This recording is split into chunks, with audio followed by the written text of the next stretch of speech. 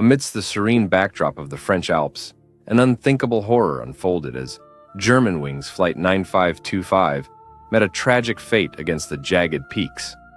What drove a co-pilot, entrusted with lives, to lock his captain out and steer hundreds to their doom?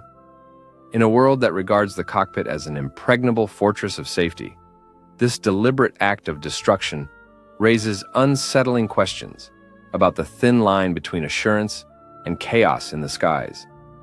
As investigators unearthed chilling truths, the global aviation industry grappled with the shattered illusion of foolproof operations. Discover how one flight challenged international aviation norms and sparked a long-overdue conversation about pilot mental health. On the morning of March 24, 2015, a seemingly routine flight took off from Barcelona's El Prat airport, bound for Düsseldorf, Germany. Germanwings Flight 9525, operated by Airbus A320, held a mix of vacationers, business travelers, and crew. There was nothing extraordinary about the flight path as it ascended into the clear skies, set to navigate across the exquisite landscape of southern France before continuing its journey north. However, what began as an ordinary day etched itself into the annals of aviation history for all the wrong reasons. Approximately halfway through the flight, air traffic control noticed an unusual deviation. Instead of maintaining cruising altitude, the plane began descending steadily. Attempts to establish contact bore no fruit, igniting an immediate sense of unease, both in the control rooms and amid the media, as speculations began circulating. For 10 long and agonizing minutes, the aircraft continued its unintended descent, veering towards the imposing mass of the French Alps. The tragedy culminated in an abrupt and catastrophic collision near the small, otherwise tranquil, village of Prads-Haute-Bléone. The immediate aftermath was a scene fraught with chaos and heartache. Rescue teams faced immense challenges scaling the rugged terrain to the crash site, where the wreckage lay strewn across the unforgiving landscape. A profound sense of grief enveloped not only the families of the deceased, but the global community, stunned by the suddenness of the event. It became painfully clear that all 150 individuals on board had perished, including 144 passengers and 6 crew members. The incident marked one of the deadliest in recent European aviation history, leaving a void that personal stories of the victims continue to make palpable. Swiftly, an international investigation was launched to determine the cause of the crash, with French authorities taking the lead. Initial efforts were aimed at recovering the aircraft's black boxes, 2 critical flight recorders designed to unlock the mystery behind the cockpit door. As investigators pored over data, the flight's routine audio, recorded in both German and English, revealed nothing amiss initially. However, the events as captured in those final 10 minutes exposed a grim truth that no one could have anticipated. Analysis of the cockpit voice recorder revealed that shortly after the captain left for a brief physiological break, the co-pilot, Andreas Lubitz, locked the cockpit door, barring any re-entry. Despite the captain's frantic efforts to re-enter, including forcibly pounding on the door, Lubitz remained unresponsive. The plane's rapid descent bore no semblance of a malfunction. It was a deliberate act, silently orchestrated by a man alone with his thoughts, facing his demons in the confines of his cockpit seat. The investigation's conclusion was as chilling as it was unequivocal. The crash of Germanwings Flight 9525 was an intentional act. The findings sent shockwaves through the aviation industry, travelers, and regulators worldwide. How, many question, could systems so thoroughly designed to protect against external threats fail to prevent such an attack from within? The revelation transformed the narrative into an urgent discourse, putting a glaring focus on pilot mental health and pressing the need for significant encryption over its operations. As the world absorbed this revelation, discussions swiftly shifted from shock to solutions. The mercy of hindsight prompted an examination of existing protocols regarding pilot welfare and aviation safety standards that would dominate conversations in the coming months. The tragic fate of Flight 9525 underscored a pressing need to reassess how the industry defines and ensures the security of its passengers. In this atmosphere of sorrow and soul-searching, new regulatory imperatives emerged to prevent another disaster. Moving forward, how could the balance between protecting privacy and ensuring safety be struck? This inquiry thrust mental health into the spotlight, urging a deeper examination of the protocols within an industry surprised by its own vulnerabilities.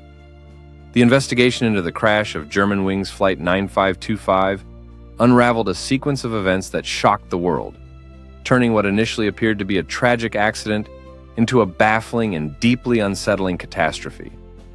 As forensic teams scoured through the wreckage in the remote snow-covered recesses of the French Alps, further behind the scenes, experts pored over the crucial data extracted from the plane's black boxes. Among the jumble of 2-hour recordings, various pieces began to form a comprehensible timeline of the day's terror. In these recordings, one could hear the calm, procedural exchange between co-pilot Andreas Lubitz and the captain, preparing the aircraft for its journey to Düsseldorf. But in the mundane rhythm of routine conversation lay hidden a grim determination. After reaching cruising altitude, the captain left the cockpit, presumably for a restroom break, leaving Lubitz alone at the controls. What followed, as documented by the cockpit voice recorder, was a series of deliberate actions taken by Lubitz, methodically locking the reinforced cockpit door from within and commencing a descent that would seal the fate of the flight. Despite efforts from the captain to re-enter the cockpit, including repeated knocking and eventually more desperate attempts to break through the blockade, silence was Lubitz's only response. Radio contact attempts met with eerie emptiness as the plane obediently responded to its preset trajectory towards the mountainous doom dictated by its solitary pilot. Outside, passengers remained mostly unaware until the very last moments, when the plane reached perilously low altitudes. The scenario, with all its devastating simplicity, would have been shocking enough, but the suggestion of premeditation raised profound doubts about the security of the cockpit, a place conventionally considered the realm of ultimate control. As this truth came to light, a chilling reality confronted investigators, policymakers, and the broader public. A breakdown in one's internal mental state had cataclysmically converged with the vulnerabilities of existing aviation protocol. Questions about Lubitz's psychiatric history emerged rapidly.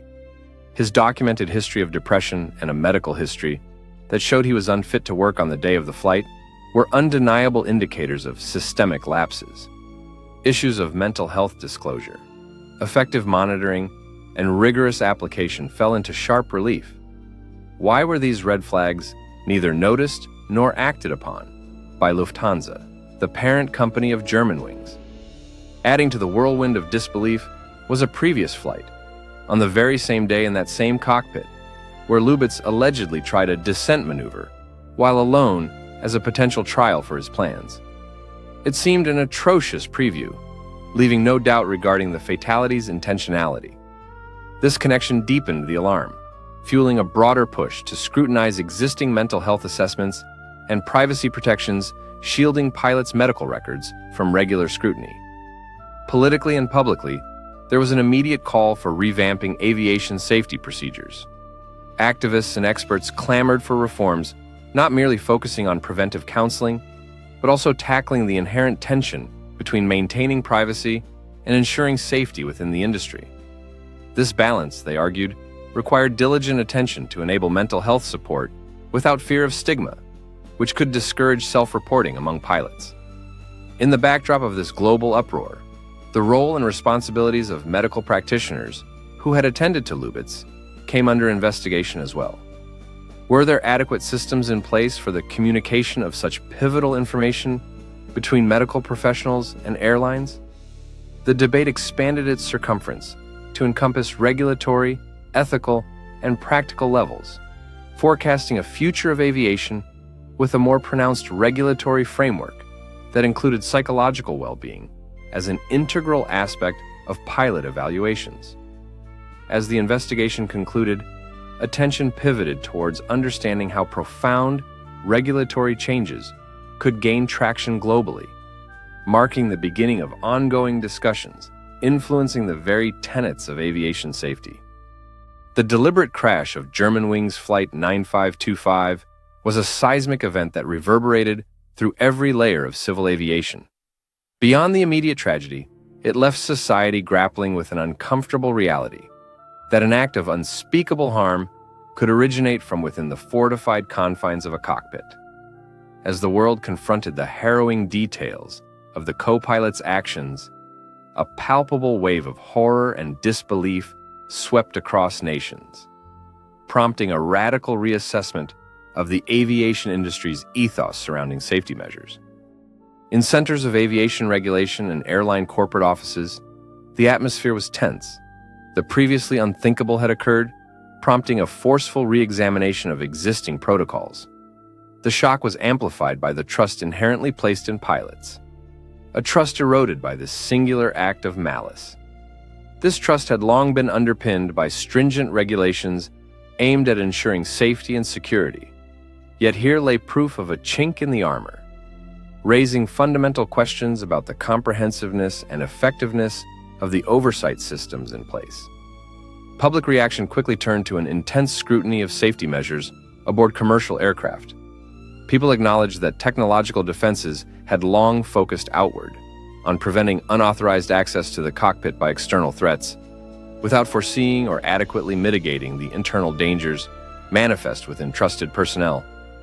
In forums, aviation conferences, and media debates, analysts deliberated the implications, highlighting the industry's historic emphasis on instrument and mechanical reliability over the psychological well-being of its human operators. This event laid bare the reactive rather than proactive nature of aviation safety measures regarding pilot mental health. There was an urgent dialogue regarding how often physiological assessments should be accompanied by psychological evaluations. The psychological clearance of flight crew became a pivotal discussion point, as many questioned whether airlines were equipped to identify and address mental health issues effectively. Insights from pilot associations, mental health professionals, and policymakers underscored the necessity of revisiting mental health protocols. But balancing such measures with pilots' privacy rights emerged as a significant hurdle. Amid this discourse, new revelations about the co-pilot's medical history prompted questions regarding the communication pipeline between healthcare providers and airlines. The fine print of patient confidentiality clashed with the imperatives of public safety, necessitating a reassessment of how medical professionals and aviation authorities could better collaborate without breaching ethical boundaries. The industry's historic reliance on self-disclosure was revealed as a potential oversight that needed urgent attention. Experts began advocating for an integrated approach to employee well-being, combining regular psychological support systems and interventions alongside traditional health checks. In parallel, the industry faced growing public and political pressure to bolster the safeguards against similar incidents. New scrutiny added momentum to debates on cockpit security, leading regulators to analyze locks and door protocols again, not just to prevent unauthorized entry, but to ensure they didn't inadvertently imprison crews in critical moments. While policymakers hashed out the dimensions of permissible oversight over pilot well-being, the aviation industry found itself caught between public demand for accountability and the practical realities of rapid implementation. As families of the victims advocated for stringent reform and accountability, regulatory bodies began drafting frameworks for enhanced safety measures, tailored to integrate mental health evaluations into standard operating protocols. This shift aimed to reshape the broader aviation safety landscape, demanding not just technical excellence, but comprehensive evaluation of human elements within the system. The shock of Germanwings 9525 propelled the airline industry into long-overdue introspection and called for immediate action, not only to rebuild trust, but to set a new standard for aviation resilience. As these conversation threads wove into actionable strategies, the attention converged towards understanding the systemic gaps that had allowed such a tragedy to occur in a supposedly foolproof environment, triggering an exploration of fundamental reforms that could redefine the future of aviation safety. In the aftermath of the Germanwings 9525 tragedy, as the shockwaves rippled through the aviation industry and beyond, attention naturally gravitated toward an element often shrouded in too much silence: pilot mental health. The catastrophic event starkly underscored the potential for personal mental health struggles to have far-reaching impacts when left unchecked. prompting an essential reevaluation of the existing oversight protocols that govern the well-being of those at the helm of our skies. Trusted as the guardians of passenger safety, pilots unwittingly became the focal points of intense scrutiny, with urgent calls to improve measures that could effectively monitor and support their mental health. Historically, the aviation industry has been at the forefront of technical advancements and rigorous safety standards. However, it became glaringly evident that protocols surrounding the mental health of pilots lagged behind these technological strides. The system relied heavily on self-reporting mechanisms. In the hurried pace of modern life and work, signs of struggle can be missed, underreported, or left unaddressed due to the stigma surrounding mental health or fear of career repercussions. The industry faced a crucial question. How could these issues slip through the cracks when the stakes were so high? Central to this inquiry was a review of current practices involving periodic medical exams mandated by aviation authorities around the world. These evaluations focused predominantly on physical health, often overlooking the nuanced, sensitive criteria necessary to identify mental health concerns.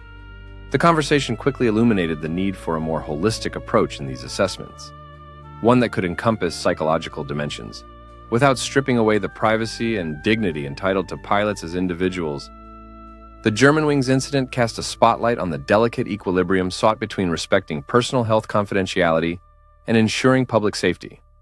This balance, while legally complex, became vital in protecting lives both within the cockpit and beyond the cabin doors. Aviation experts, health professionals, and policymakers convened in numerous summits, grappling with how to integrate better mental health scrutiny into the rigorous frameworks they had long depended upon for safety. Psychological evaluations, if they were to be meaningful and operational, needed to be dynamic, reflecting both the pressures of the profession and the realities pilots faced daily. Suggestions flooded in, ranging from more frequent mental health checks, peer reporting systems, to access to confidential counseling services that emboldened rather than penalized those who sought help. Mental health advocacy for pilots was prioritized to facilitate open dialogue and reduce stigma, promoting a culture where reaching out wouldn't jeopardize careers, but enhance the security of those entrusted with them. The findings from studies post-crash revealed glaring inconsistencies in how mental health data was shared, or oftentimes not between medical professionals and aviation bodies. This loophole proved to be lethal in the case of Germanwings. Proposals for data-sharing protocols, carefully crafted to respect legal and ethical boundaries while still alerting authorities to potential risks, emerged as potential game-changers in the conversation. The pathway to fully integrating these new measures demanded both cultural and procedural shifts from the aviation community at large, a commitment to which stakeholders, under formidable pressure, began to show alignment. While change seldom happens overnight, the tragedy catalyzed a sense of urgency that had been lacking, initiating reforms that were long overdue.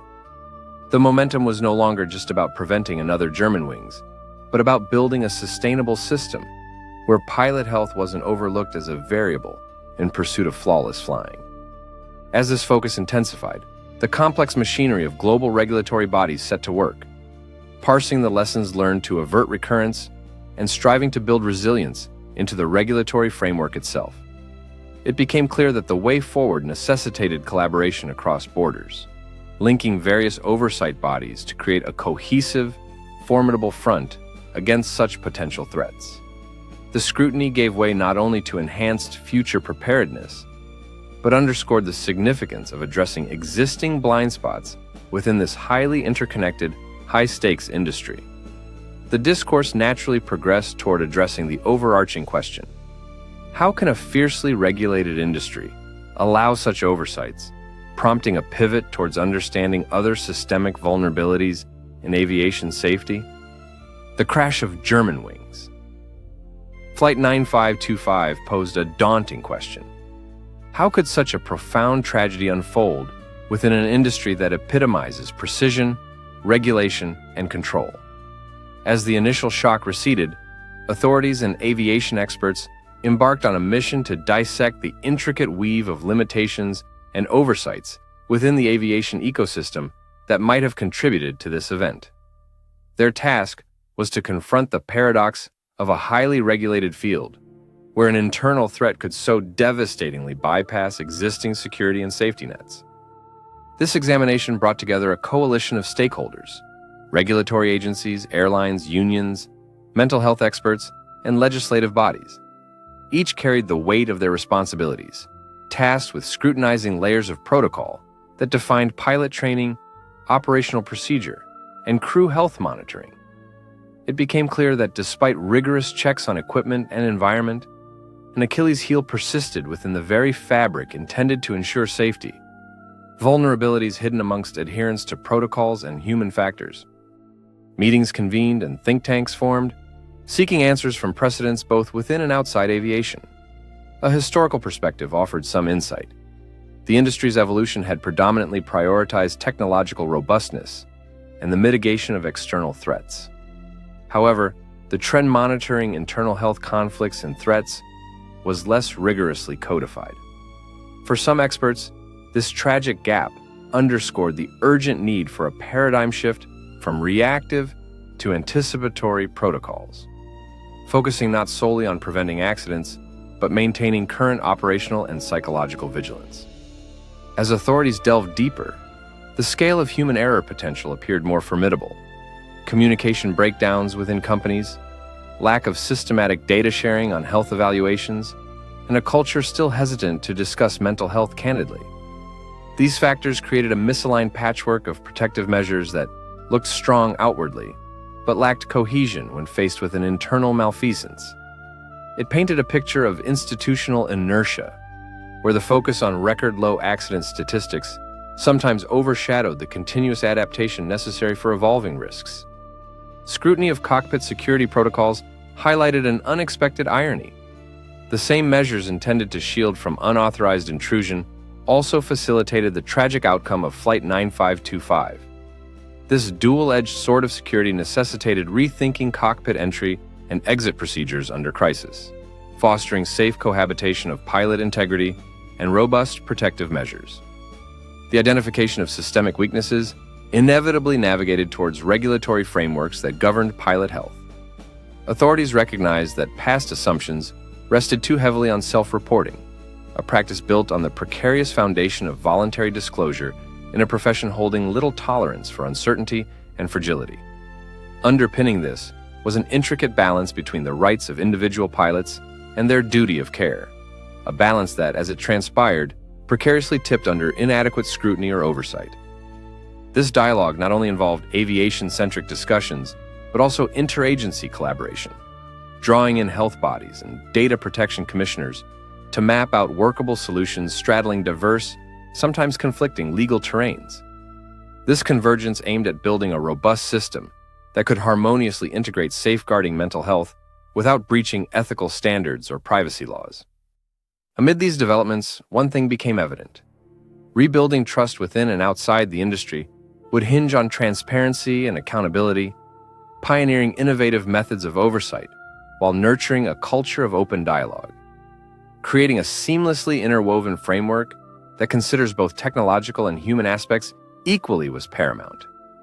Simultaneously, the conversation prepared to shift towards how these realizations could reflect necessary regulatory changes, focusing on equilibrium between the privacy rights of pilots and critical mental health assessments, conditioned by the post-Germanwings landscape. In the wake of the Germanwings Flight 9525 disaster, a delicate balance emerged as regulators and airline companies faced immense pressure to address pilot mental health without compromising individual privacy rights. The tragedy underscored a critical gap in the aviation system that, until then, had remained largely unaddressed. Insights into Andreas Lubitz's background illustrated the chilling implications of mental health issues when obscured from the tight frameworks of pilot oversight. Yet, as calls grew for increased monitoring, the industry faced a moral and legal conundrum: how to safeguard the skies while respecting the personal boundaries of those entrusted with their navigation. Historically, the discourse around mental health in high-stakes professions, such as aviation, has been fraught with stigma. The potential consequences of mental health disclosures had often kept pilots hesitant to seek help, fearing repercussions such as losing their licenses or facing career stagnation. Consequently, the industry established a system predominantly driven by self-reporting, a mechanism relying on personal honesty, which the Germanwings incident proved insufficient when weighed against privacy protections and the lack of proactive intervention structures. The regulatory reaction to this incident had to navigate the sensitive terrain of privacy laws, particularly in regions such as Europe, where data protection regulations were notably stringent. These regulations, designed to preserve individual privacy, often clashed with the collective safety goals prioritized by the aviation sector. Airline regulators considered adopting comprehensive mental health evaluation protocols parallel with routine physical checks, aiming at a well-rounded assessment of pilots' fitness to fly. Open discussions ensued among stakeholders, with policymakers, mental health advocates, and aviation experts, all vying to influence the approaching legislative changes. The consensus was clear that any poignant reform required a framework that encouraged self-disclosure while building a mechanism to step in when self-regulation failed. Insurers, pilot unions, and data privacy commissioners contributed to these dialogues, each bringing unique perspectives on how to craft effective, ethically sound guidelines. Passing new regulations proved a multifaceted task. Policymakers had to streamline data sharing processes between healthcare professionals and aviation authorities. These new pathways needed to prioritize public safety without infringing on pilot confidentiality. Measures such as compulsory peer support networks began gaining traction, designed to provide pilots with a safe space to voice concerns and seek help confidentially before reaching crises requiring external intervention. Furthermore, specific training for healthcare providers aimed at detecting and managing early signs of psychological distress was considered integral to this new paradigm. Key to progressing this conversation was the understanding that proactive mental health strategies should not be punitive. Reform proposals suggested that supportive measures, perhaps more than stringent ones, would foster an environment where pilots felt secure in accessing mental health resources without fear of retribution. Real change seemed only achievable through a cultural shift within the industry, where seeking help became seen not as a weakness, but as an essential part of professional responsibility. As these complex discussions unfolded, the focus expanded to include stronger cockpit security protocols, ensuring that the system itself could counterbalance human vulnerabilities. Innovations such as having a minimum of 2 certified personnel in the cockpit at all times were considered, aiming to circumvent future incidents where lone actors might exploit cockpit access for harm. The industry's task was formidable: to fortify a structure that could adapt to its evolving understanding of human factors while sustaining the trust it shared with the flying public. With the balance between privacy and necessary oversight in sharp focus, regulatory changes began to take shape, laying the groundwork for enduring reforms proposed to end such tragedies, to protect lives and careers alike. As these changes slowly took root, stakeholders set their sights on deploying these innovations globally, attempting to unify international aviation policies in pursuit of holistic safety. The discourse, while initially centered on Europe, hinted at a broader move towards standardized global regulations, seeding the future of international aviation law reform. In the aftermath of the Germanwings Flight 9525 crash, a clarion call for regulatory overhaul reverberated across the global aviation landscape. The industry faced pivotal questions surrounding its preparedness and capability to prevent such tragedies from recurring.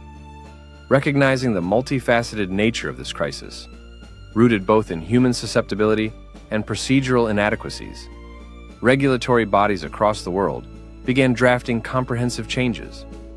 These reforms focused not only on enhancing cockpit security, but delved deeply into the structural integration of mental health evaluations within the scope of aviation safety practices. Central to these regulatory proposals was the re-evaluation of cockpit access policies. Historically designed to protect against external threats, the existing protocols were re-evaluated to also address risks originating from within. The incident demonstrated the potential conflicts between the rigorous security procedures intended to prevent unauthorized entry and their potential misuse, as seen in Lubitz's devastating actions. Consequently, proposals emerged advocating for the presence of at least two qualified individuals within the cockpit at all times. This measure intended to provide an immediate check in instances where one pilot might become incapacitated or act maliciously, reflecting a significant shift in how the security of this critical space was conceptualized. Alongside enhancing cockpit security, meaningful reforms around mental health evaluations were vigorously pursued. The tragic events underscored a glaring gap in the regular medical assessments of pilots, namely, the insufficient focus on psychological health. Aviation authorities moved towards implementing systematic psychological testing and periodic evaluations as part of routine health checks. The integration of comprehensive mental health assessments aimed to identify early indicators of mental health issues among pilots, facilitating timely interventions. The reforms also emphasized that these assessments needed to transcend mere bureaucratic exercises. They had to be dynamically responsive and crafted to genuinely reflect the high-pressure environments in which pilots operated. To this end, programs underscoring mental resilience, stress management, and peer support systems were prioritized, creating spaces where pilots could voice concerns without the fear of professional retribution. Emphasizing well-being, these reforms aimed to foster an environment of mutual trust and transparency, where mental health was integrated into the profession's culture rather than an afterthought. International aviation bodies, including the European Union Aviation Safety Agency, ESA, and the International Civil Aviation Organization, ICAO, spearheaded these reform efforts, striving for cohesive implementation across global aviation networks. They recognized that disparate regulations could create loopholes, rendering any one country's reforms ineffective, if not universally applied. As a result, initiatives began to harmonize mental health assessment guidelines and cockpit security protocols worldwide. Nonetheless, these regulatory proposals did not unfold without resistance. Concerns about privacy, costs, and pilot autonomy emerged, as stakeholders grappled with how to balance newly imposed standards with existing labor conditions and rights frameworks. Negotiations took place within airlines, pilot unions, regulatory agencies, and privacy watchdogs, all aiming to craft policies that were both effective in safeguarding flights and respectful of individual rights. These discussions, tense yet transformative, exemplified the aviation industry's drive toward a paradigm that could prevent a recurrence of the Germanwings catastrophe. As these changes started gaining traction, the next step for the industry was to embed these reforms into the fabric of everyday operations, ensuring they became ingrained in global aviation culture rather than episodic responses to a singular tragedy. By doing so, the industry hoped not only to close the chapter on this dark period, but to set a precedent for future resilience, using innovation and oversight to fortify safety and trust within aviation corridors. As stakeholders deliberated on the successful incorporation of these regulatory changes, the conversation naturally shifted towards broader implementations. This ongoing evolution continued to weave into the narrative as the industry aimed to anticipate future challenges and secure the skies against foreseeable threats, demanding a new collective ethos in aviation safety protocols.